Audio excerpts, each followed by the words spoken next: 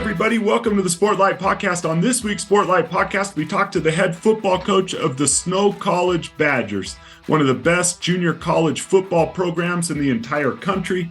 Zac Erekson is his name. He gave some advice to minority kids who were growing up in a not so diverse place like he did, and how he handled some of the things that came his way. He talked about the importance of helping young people make the transition from high school to college and some things we could do in high school to help them be ready for that transition. And he also talked about using your position as an athlete to help and lift other people and so much more. It was an incredible discussion. We hope you enjoy it. Welcome to the Sportlight podcast for parents, coaches, and athletes. The Sportlight refers to the time in an athlete's life when they have increased ability to affect the culture around them and the increased opportunity to learn life's lessons through sports. This podcast aims to help parents and coaches capitalize on their athletes' precious time in the Sportlight. The Sportlight podcast is brought to you by Especially for Athletes program. Hello, everybody. Welcome to the Sportlight podcast. I'm Dustin. I'm here with Shad Martin and Coach Zac Erekson, who's our guest today on this episode. Coach Erekson is currently the head coach at Snow College, a junior college down in Ephraim, Utah, one of the top football programs, has been for many years in the country. And Zac's been a long friend of Especially for Athletes. We're excited to have you on, Coach. Oh, hey, thanks, guys. Really excited to be here today. Really excited to be able to visit with you guys about E4A and all the things that we'll talk about today. Something that I really love as I've gotten to know your program and you guys. So I'm really excited to be able to talk to you guys today. It was probably, I don't know, Zac, 5-6 years or so ago that you brought our program into the high school that you were the athletic director at the time at Skyline High School, also coaching there. I can't remember. I think you and I knew each other before that through football. I know we'd coached at a lot of camps together, and you've helped me at a lot of my quarterback elite events. But I can't remember if I know for a fact that through Especially for Athletes, I've really gotten to know you. And you've gotten to know Shad, and your daughter is currently at Snow College. Shad's daughter is currently at Snow College, performing and dancing down there, and she does a lot of halftime performances and things when you're in the locker room yelling at your guys. So for us, it's fun to have you on, man, because you've kind of seen Especially for Athletes grow, and we've seen you grow from a high school coach to now the head football coach at one of the top junior colleges in the country, and your wife, who is currently the head coach at for the Utah Valley University golf team. We've watched her grow as well. And so this will be a fun conversation. And I know there's a lot of things we want to dive into, not just from a coaching standpoint, your position as a head college coach and some advice and tips for parents and kids, but there's some personal things that you have some experience with that not many of our guests have experiences with. And I want to kind of start by diving right into that, if that's okay. Yeah, absolutely. So, Zac, we spoke about this a week or so ago in depth for several hours. It was a real interesting conversation for me with you. Because if you remember, we were driving together for 4 or 5 hours, and I asked you a question that I've never asked, because I haven't had the opportunity. 2, I was sensitive on how to ask it. And that being that you're African-American, I'm not. And I straight out asked you a question, what was that like? And do you see prejudice? And do you growing up in Utah, what are the things that we can do better? And I kind of tiptoed around that topic a little bit with you, and then we dove right into it. And you had some really cool things to say. So tell us a little bit about your story, and then Shad and I want to fire off a couple questions to you about race and prejudice and things that we all need to be better at. Yeah, absolutely. So I think my story starts all the way back at the beginning. I come from, my mom she grew up in California and in Utah, went to high school there at Spanish Fork High School, and then went off to College of Eastern Utah to play softball and volleyball. And while she was there, got pregnant with me and decided she was going to give me up for adoption. And so went through that whole process. Here comes November 19th, the day I was born. The doctors take me away, take me out of the room immediately. And I guess back in the early 80s, at that point in Utah, the birth mothers had 48 hours to change their mind. And in about hour 46, my mom said she just had this overwhelming feeling that no matter what was going to happen in the future and whatever came with keeping her son, she was willing to deal with. So she grabbed the nurse and said, "Go get my son. I don't think I can do this." And so off we came back to Spanish Fork, 19-year-old white LDS girl bringing home a black baby out of wedlock. And so I think you have to go all the way back to that point in time to really kind of understand my story and how it went from there. Beginning in that hour 46, a lot of things have gone my way since my mom decided to keep me. Yeah. By, the family that I was raised in, my grandparents, her parents that initially were really upset about what had happened. But the second I got to their home, I felt nothing but love. And then my mom being fortunate enough to find the man that I call my dad, she was able to meet and marry my dad, Dave Erekson. They got married when I was 10 months old. And I was adopted by him a few years later. And so I've always had a full family. I've always had a mom and a dad. And, and when you kind of look back and think about that, and sometimes I forget what courage and what faith that must have taken for my dad to, get married to a woman that already had a child, but not only a child, but a black child in the early 80s in Utah, right? We all know that was probably, not what everybody would consider okay at the time. Yeah. And so from there, again, I just got lucky and things have really gone my way. Blessed to have a great family. I've got 4 siblings that my parents had after me. And I've spent most of my life in Utah. I'm 38 right now. And I think I've spent 28, maybe 27 of those years living in Utah. I grew up in Utah. I went to Springville High School, spent a little time at Lone Peak High School, went to Brookside Elementary in Springville, Utah. And so the bulk of my growing up took place here in Utah. And kind of per our conversation, Dustin, it was, something, another kind of conversation I think turned us into that. And it was 2 very different portrayals, I guess, if you will. We had someone suggesting that our football staff didn't know what it was like to grow up being black in Utah. Yeah. And I shook my head like, excuse me?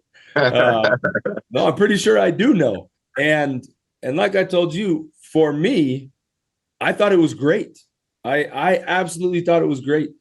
I thought it always was something that I was proud of and something that my family was proud of.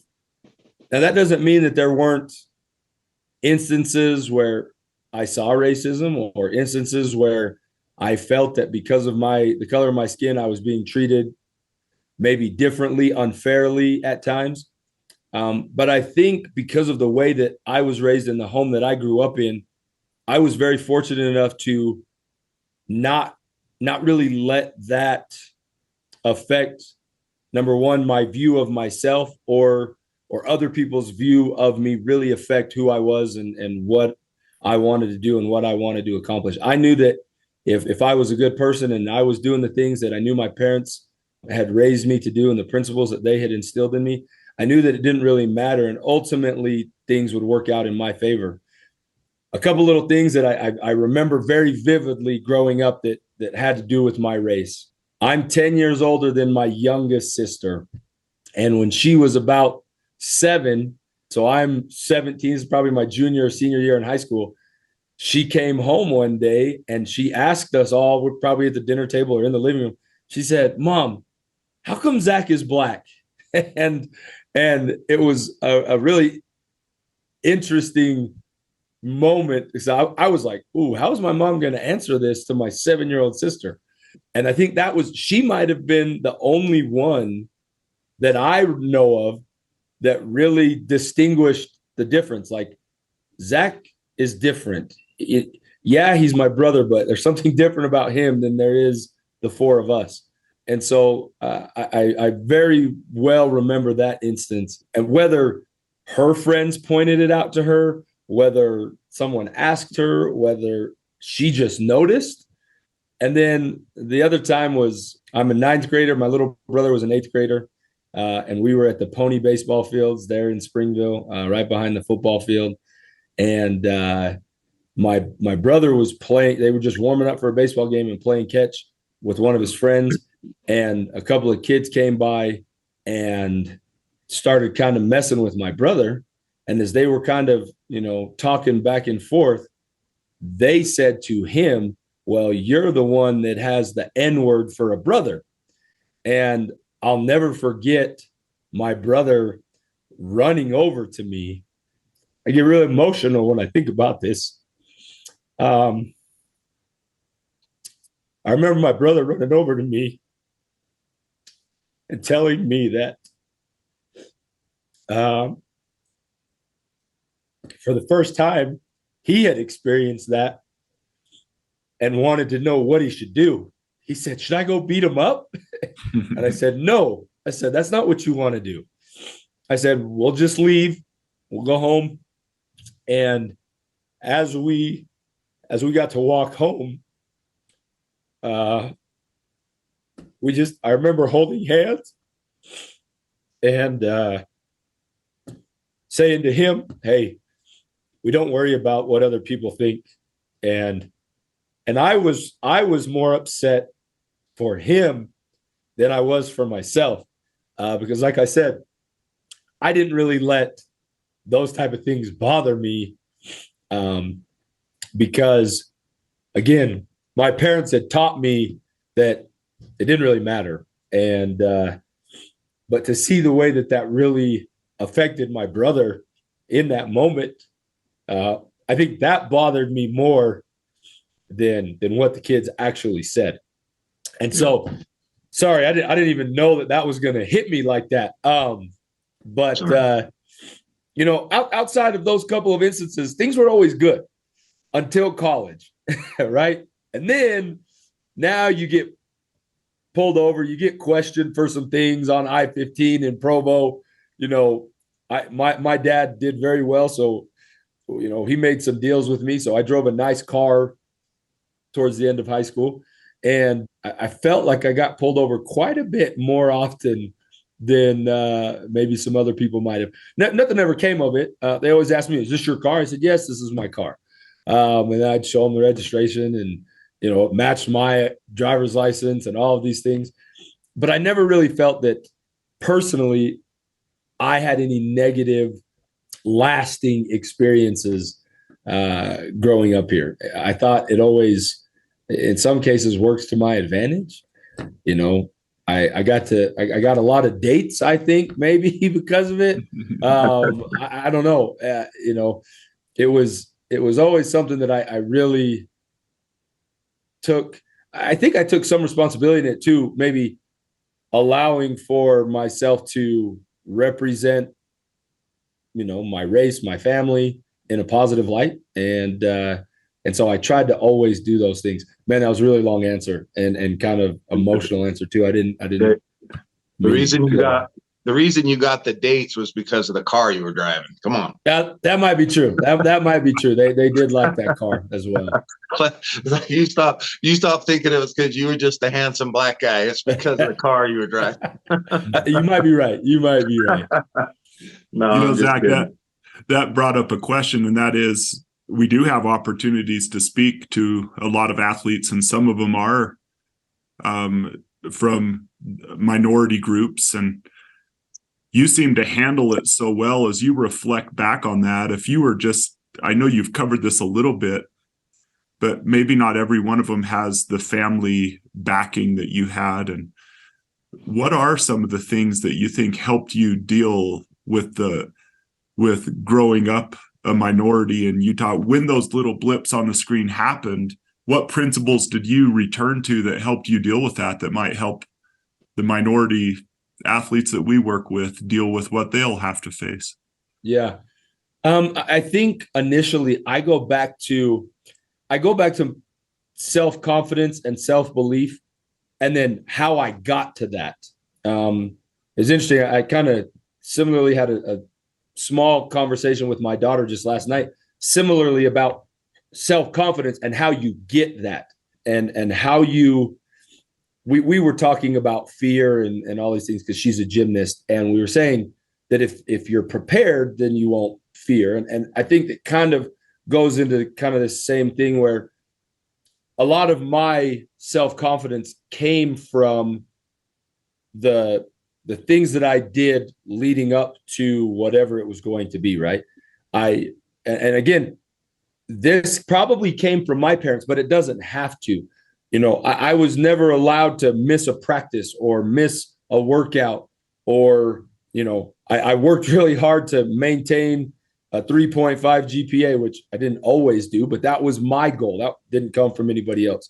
I always wanted to be a good teammate. I did not want, I was fortunate enough that most of the time I was the best player on all the teams that I played on. And I knew that, but I wanted to make sure that I was a good teammate that allowed my other teammates to be able to enjoy the success that we all were going to have, right? Because I couldn't have done what I was doing without the other guys on my team. And so, I wanted to work hard. I wanted to make sure that I didn't miss things, right? I didn't miss practice, didn't miss games, didn't miss workouts. And then I really wanted to be a good teammate. And I think because of all those things, that allowed me to have the self-confidence in myself to be able to kind of shut out all of those things. One other quick thing that I won't name the high school. My junior year in high school, in a basketball game, we were at an away game, and the opposing crowd started chanting Oreo every time I got the basketball. And it was really funny because this was another instance where this really bothered my teammates. But if you go back, and I would love to find this video somewhere, because I had one of the best games of my high school basketball career, because for me, I almost allowed that to fuel me to want to be better on, out there on the court. And I guarantee that there's probably pictures or videos somewhere of me just with the biggest smirk on my face every time they would start chanting, and every time I would hit a three, or every time I'd go dunk the basketball. And yes, Dustin, I could dunk a basketball back then. and those things, it really just fueled me to be better, because I think of the self-confidence I had and the things that I did to be able to build up that self-confidence in those moments. That's great. That's awesome, man. You have a kid come in right now. He's a freshman. You've recruited him. He gets in there, and he's got to handle the workload now of being away from home, being a college athlete, having to go to school, and more intense weight room, more intense practice. He's got to take care of his own laundry and his own food and everything. So he's got to be a big boy now. What do you see, or do you have conversations with your players? How do you help them understand how to be effective with their time? We have a principle, and especially for athletes, that, as you know of, win the hour. I guess this question kind of touches on win the hour and maybe a little bit of resiliency, being away from home and having to kind of adjust and bounce back from some difficulties. Do you see that hard for kids, and what do you do to help them? Yeah, I think that is something that this generation of kids actually really have a hard time with. I would say 90% of the freshmen that we get really struggle in this facet, in this area. We still have those great kids that show up and are going to make straight A's, and they're going to be early to every workout, and they really understand what it's going to take, and they succeed in pretty much everything they do. But I think a lot of the kids that we get struggle. They really struggle with this concept of, you guys would call it win the day. You could throw in time management into that. You could throw in resiliency into that. You could throw in priorities into that. They get down here and suddenly they think, oh, I can just play Call of Duty or 2K all day, every day, and no one's going to stop me. And they'll do that until here they are a month, 6 weeks into the semester. They've got all Fs. We're not letting them practice. They're doing extra workouts because their grades aren't in. Now they got to be in study hall 6 hours a week. So what we've tried to do to combat that is, at the beginning of every semester, in our team meetings, we try to identify the guys that we think are high-risk guys. We break them up into groups, color-coded groups. And then each group gets different things, right, with what we think they need. So like our red group, they will have a meeting with myself as an entire group, myself, our academic advisor, and one of her assistants. And we try to outline for them, here's what your day should look like as a college athlete, as a high-level college athlete, right? Probably you're waking up at 6 o'clock in the morning to be at your early morning lifts. From there, you should go straight to breakfast. You need to eat. You need to fuel your body. From there, you're going to be in class for the next 3 to 4 hours. Then you're back in the building for practice or for meetings at 2 o'clock, or treatment in the training room. Make sure you get back for treatment before meetings. Then after that, make sure you have dinner plans. And then you're going to be in, depending on what group you're in, your 2-hour study hall. And by that time, it's 9 o'clock at night. And really, you should go try to get your 8 hours of sleep to be able to do it all over again. And a lot of times we tell them there's going to be things that you're going to have to give up if you want to perform athletically, academically, and even socially, right? We're not telling you can't have a social life, but you have to understand what's going to take priority in that. And as you make those decisions, you will see the benefits or the repercussions of your choices. And so we really try to set them up for success initially. Ultimately, they have to make those choices, right? We can't hold their hands 24/7. We wish we could. We just don't have those resources down here. But I think once the light comes on, and usually it takes these guys about a semester, the light will come on most of the time, and they'll understand, oh, hey, what coach or what Mrs. Shoppy was saying is exactly right. And if I do those things, then I can be successful. Then guess what? By Friday afternoon, I can go out and hang out with my friends on Friday and Saturday because I've taken care of my business all week. If not, you spend all day Saturday, all day Sunday trying to catch up, and that's not fun. Yeah. There's something in there, Dustin and Zach, that while our young people are with us in high school, we have to be very careful that we're not holding their hand too much, that we're not allowing them to develop the muscles necessary that when they get on their own, that they know how to do things. And sometimes parents, when we're too quick to bail out or to, okay, let's sit down and do all this homework together. Okay, let's do this. I'll call your teacher.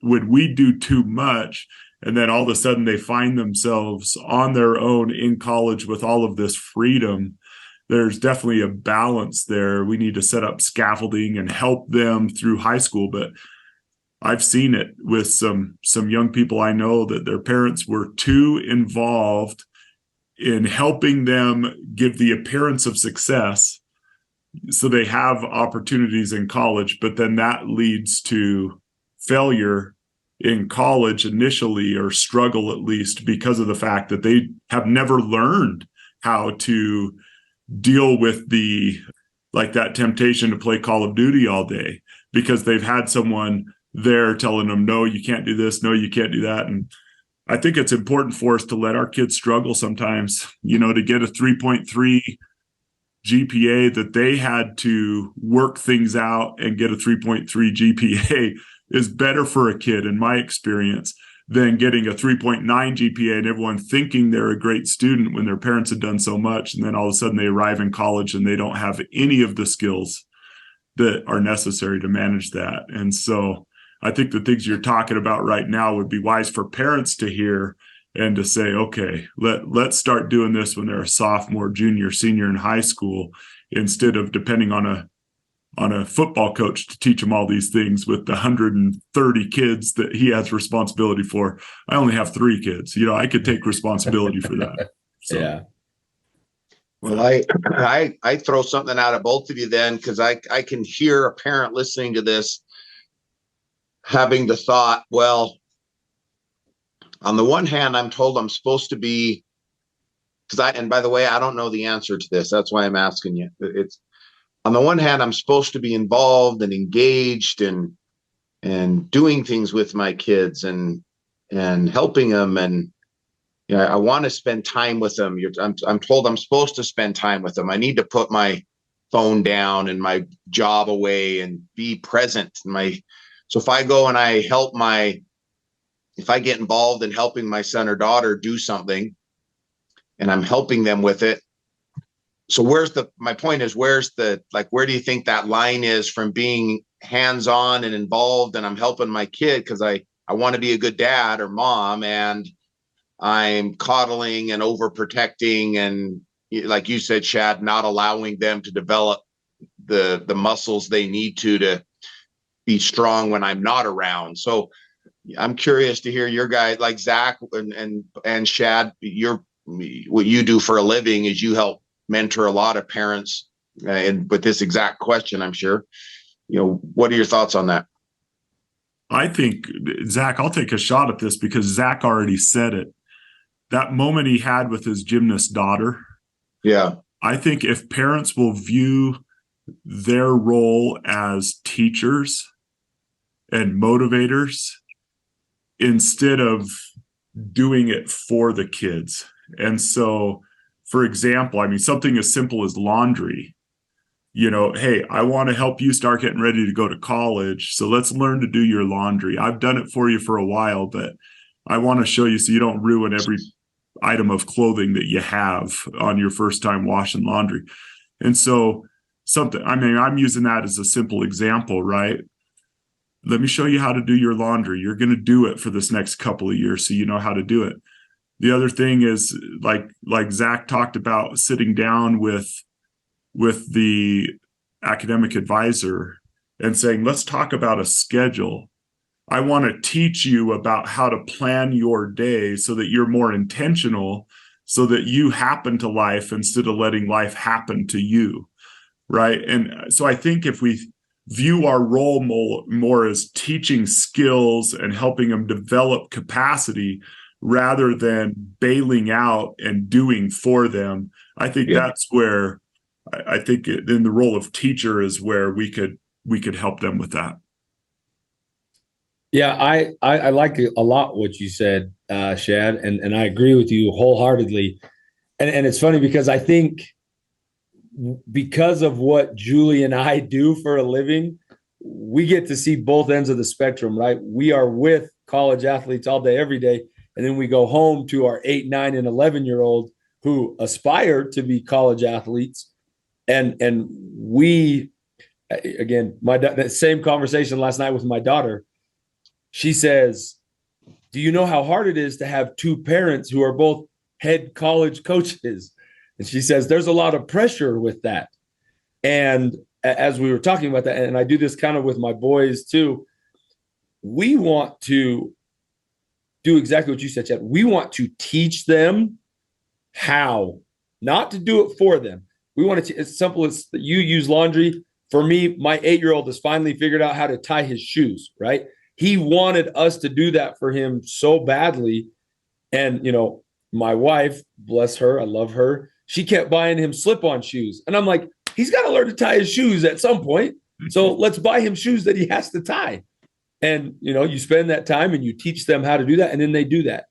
And, it's with anything, our kids, my boys golf, they play basketball, they play baseball, they play football. I want to show them how to do certain things, and then I'm going to get out of the way. It's the same thing with their schoolwork. They come home, and if I can help them, I want to, I'll work through it with them.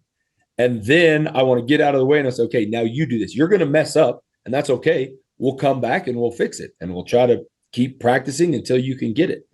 And I think, Dustin, to your point, trying to figure out where that line is. I struggle a lot with the whole putting my phone down and being present when I'm with my kids. And my wife sent me something the other day that was this, like a poem talking about a girl that's a gymnast. It was kind of funny because that's what we deal with, who the dad was sitting at her practice and all the parents were sitting there on their phone and nobody was watching the girls practice. And so he noticed and he goes, I'll put my phone away. And as he's watching his daughter practice, he said he noticed that every couple of minutes or so, his daughter would look over, just make eye contact with him to see if he was watching. So then he said, I started looking around at the other kids and they were all doing the same thing, but none of their parents were looking at them. And he said that was the most powerful thing that had ever happened to him, because it taught him maybe that's what she needs. She just needs to know that I'm there and that I'm present and that we can make eye contact, that I'm not buried in my phone. And so maybe that is, part of it, just being there and allowing them to fail, because they're going to fail, right? And I think we learn a lot about ourselves through our failures. And my wife said, you don't fail until you stop trying, right? You're just learning. It's a learning experience. You're not a failure if our daughter right now is trying to throw her flyaway off the uneven bars. You're not failing. You're learning, and then you'll get it. And I think that's kind of where you can find that happy medium is don't do it for them. Allow them to do it. Allow them to learn and grow until they get it. Well, and I want to say one thing to that, because that story you just told, Zach, any of those people listening to this that follow us on Instagram, we actually shared that story. The guy that talked, and he shares that story of his gymnast daughter on our Instagram page. But, I know from coaching, and I think I remember this vaguely as a player as well. However, my parents were always,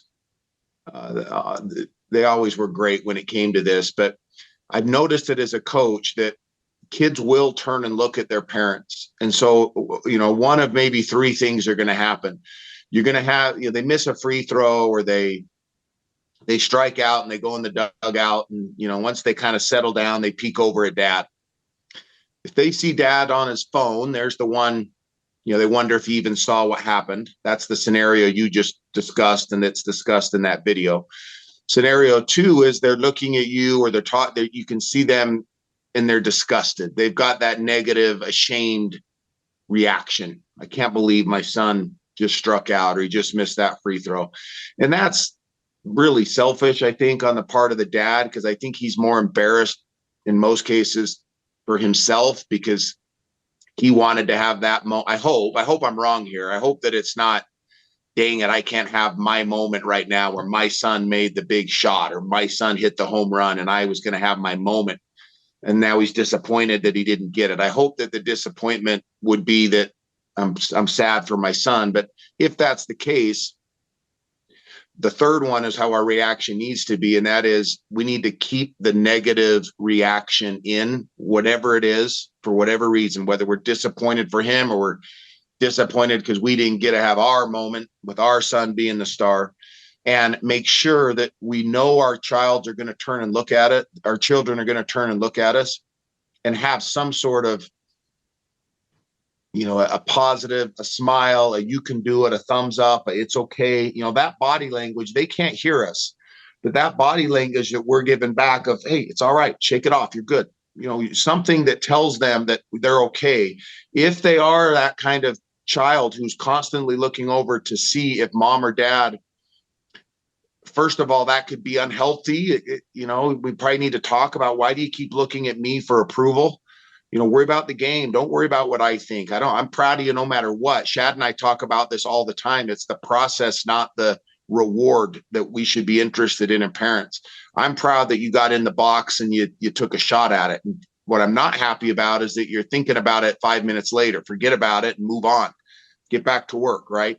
But if we have children who are looking at us constantly for feedback, we have to be aware that if we're sitting on our phone not paying attention, we show that we're apathetic to what they just did.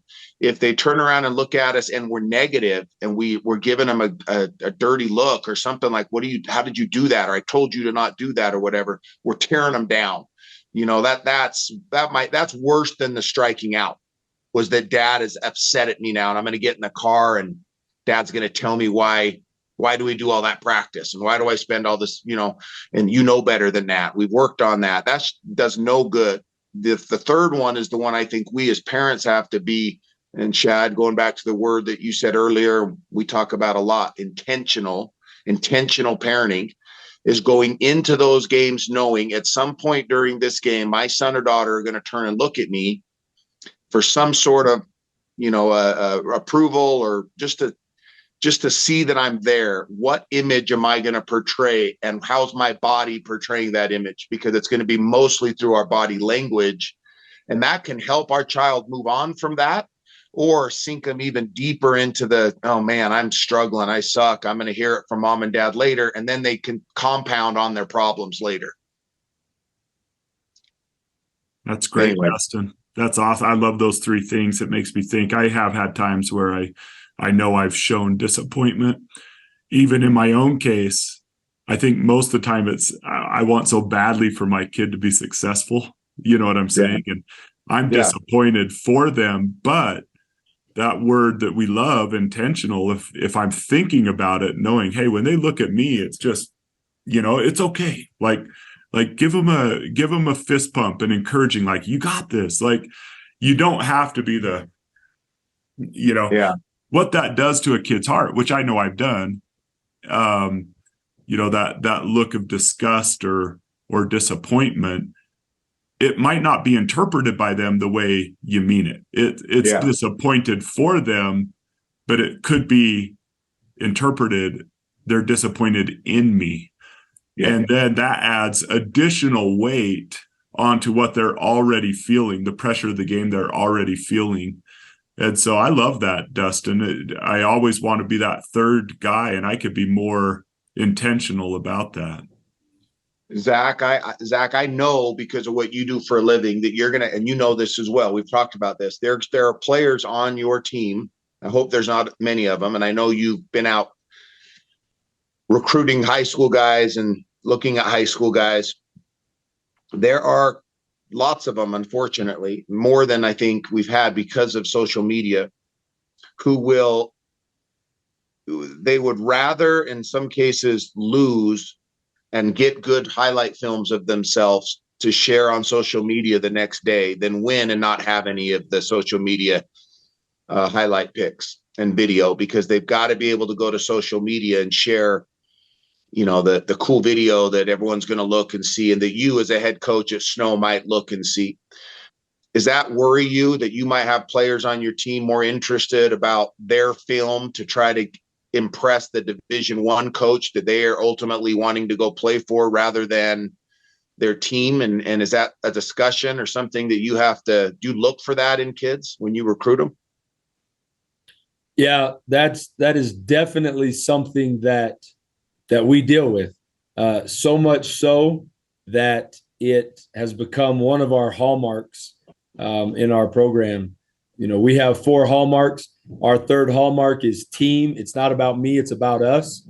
And we talk about that a lot because we talk about the success that we all want to have comes from team success, right? It doesn't matter if our running back rushes for 250 yards and has 3 touchdowns. If we lose, it doesn't matter, right? Same thing, on the other side of the ball. If our defensive end has 4 sacks and, 3 TFLs and all of these things, if we end up losing a game, what did that really do?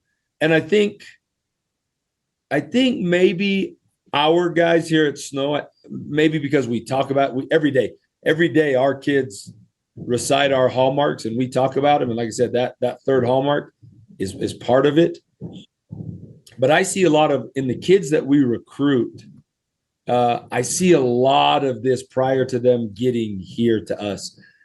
A lot of individualized highlight stuff, whether that's like 7-on-7 stuff or them in the gym or them doing this where it's, hey, look at me, which some of that's okay. And we need to see some of that stuff. But I feel that kids are getting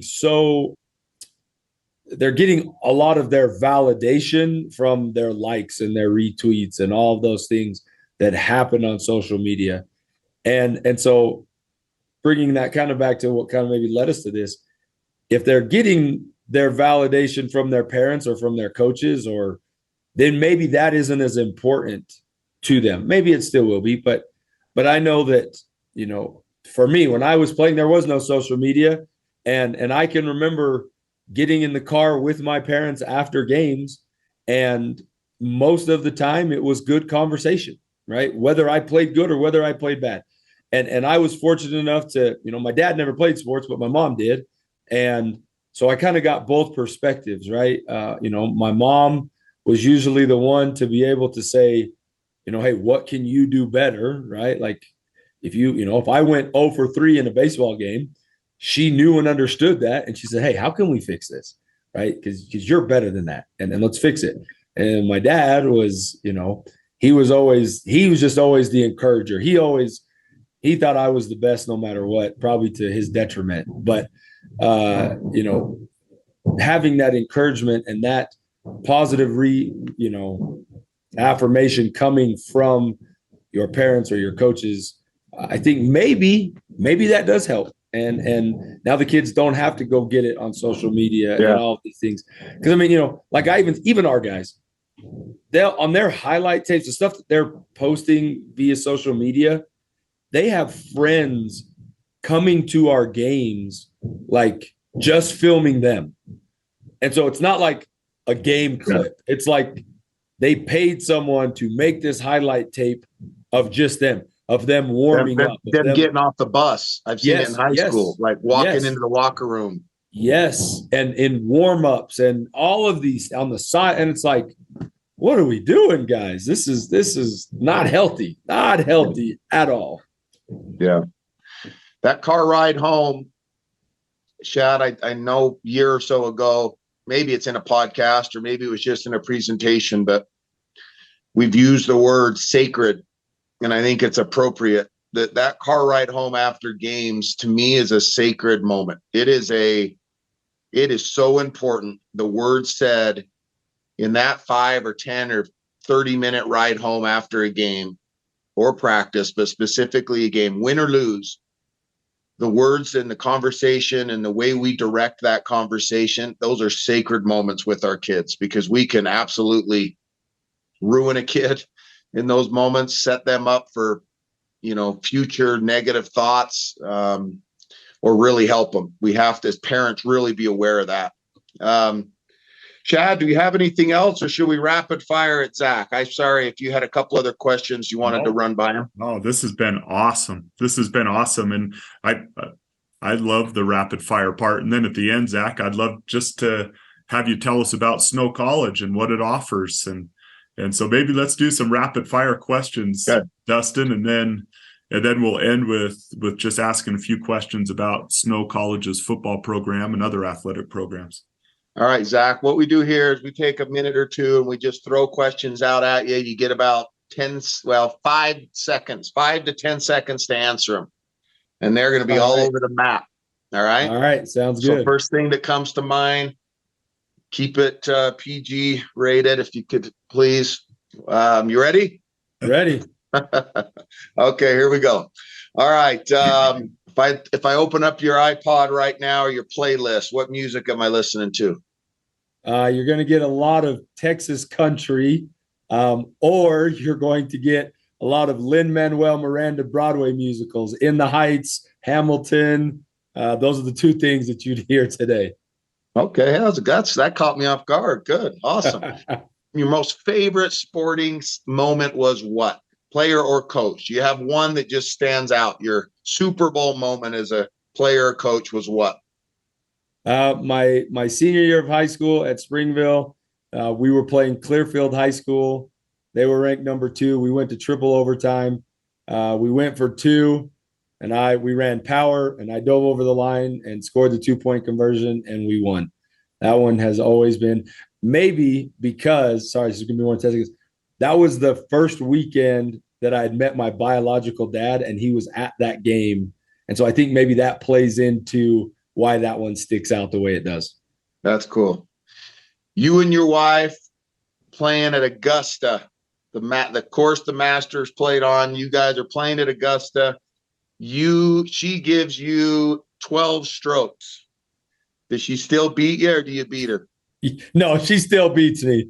You played with me. I'm pretty decent. She still beats me. She still beats me.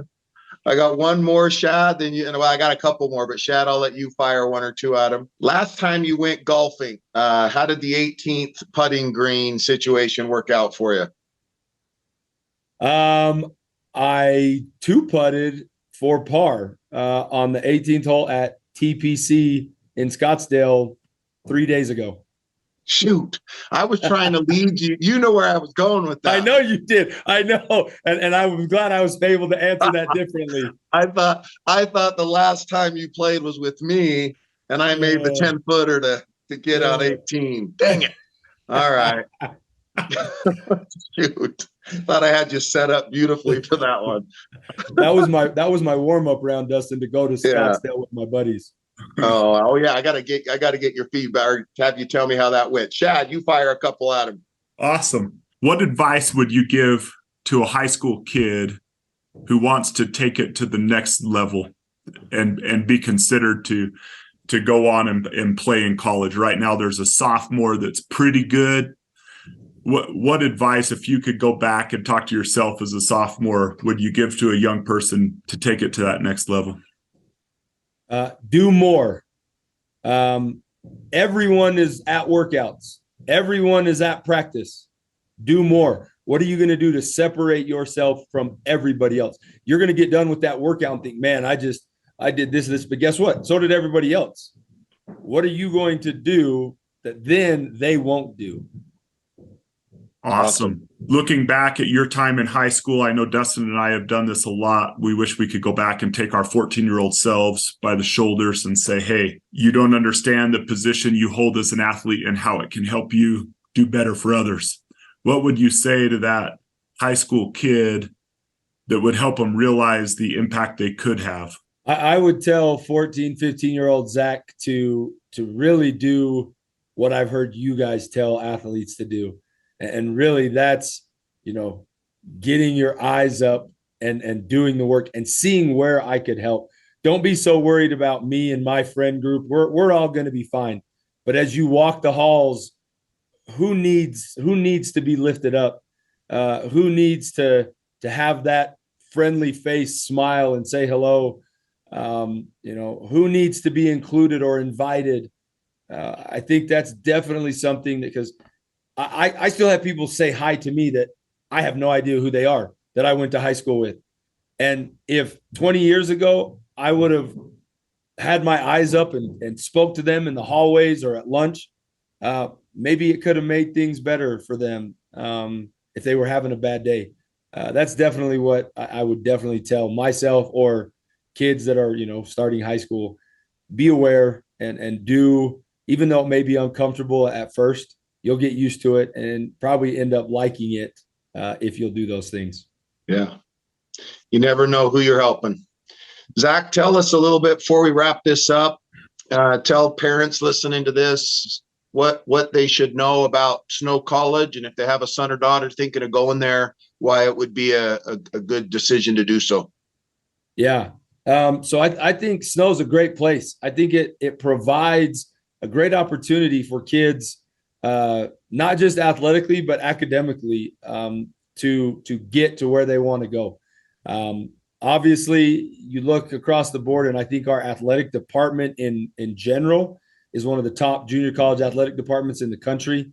Our teams are competing in national tournaments year in and year out. Our teams are usually ranked in the top 10, if not the top 5 in the country. Specifically speaking about football, in my 3 years as the head coach, we've never finished worse than fourth in the country. And, you're going to come down here. It's small town, so there's not a lot of trouble to get into. I mean, you can find trouble if you're looking, but it's probably not going to find you down here. I love being able to talk to parents and say, hey, listen, your kid's going to take that math 1050 class, that college algebra class at Snow College, and there's going to be 20 kids in the class, not 200. And it gives them an opportunity to be a lot more successful. They're going to get to know everyone around campus and get the help and support that they need should they need it. And if you don't need it, you'll be left alone, right? You'll be, hey, we got guys that I've never asked to step foot in a study hall because they're 4.0 guys. They know how to handle their business, and they're very successful. And I think speaking to our football program, especially, you're going to come here and this is going to be a place that you're going to feel valued. You're going to feel loved as a person, not just as a football player. We want to develop the whole person. We want you to leave Snow College not only as a better football player, but as a better man, to be equipped to be a better husband, a better father, a better just member of society in general than you were when you got here. And we as coaches will love on you hard, but we'll expect you to do hard things as well. And I think when we establish that relationship and that love for one another, that then we can start demanding some of those things that maybe push you out of your comfort zone. And that allows for our players to maybe feel that it's coming from the right place, right? We're not just wanting you to go out there on Saturday nights and be the best football player. We want you to maintain high GPAs. We want you to have a good social life, a good spiritual life, all of these things, whatever that may be. We want to help you develop that and grow up and be a man that you can be proud of and that your family can be proud of. And in the process, we're going to win a lot of football games doing that. And so I love it down here. Ephraim has been great to me and to my family and our coaches. And it's just a great place to be. And awesome. Dustin, let me add, I have a daughter at Snow College right now who's a Badgerette on the dance team, and she loves it. She loves everything you said about Snow College, and the small town makes it so everyone comes and participates in all these sporting events. It's like the only thing to do in town, which just makes it so fun to be a part of. But one thing she often tells me is how nice and kind the football coaches are to those dancers. And so Zac, it's hard for you to say, well, here's one thing, that I want everyone to know about me. I am such an awesome gentleman. I know you wouldn't say that, but I want to say that for you. You and your staff are incredible, not only to your players, but to the whole community. And my daughter has been a beneficiary of that. So I thank you for the man you are there, and have seen the great things you're doing, and just appreciate it so much. You guys are awesome. Oh, thank you. Thank you very much. Well, Zac, thank you for coming on with us today. It was a great interview. Nothing but respect for you and what you're doing, brother, and keep it up. And we're glad to have you and lucky to have you in our community and at one of our schools here. So thank you, everybody, for listening to this episode of the Sportlight podcast. Please follow us on social media, share our podcast and the other things we put on social media with other people, if you wouldn't mind. It helps us share the message, help us get in front of other schools and teams with our message in person. We have our book available on our website, the Sportlight book, as well as other merchandise. And we'd love to get in front of you, your business, or your child's team or school. Keep your eyes up, do the work. This has been the Sportlight podcast from Especially for Athletes, sponsored by Coca-Cola. You can learn more about Especially for Athletes by visiting the website at especiallyforathletes.org. You can also learn more about the book, The Sportlight, by Shad Martin and Dustin Smith at especiallyforathletes.org/book.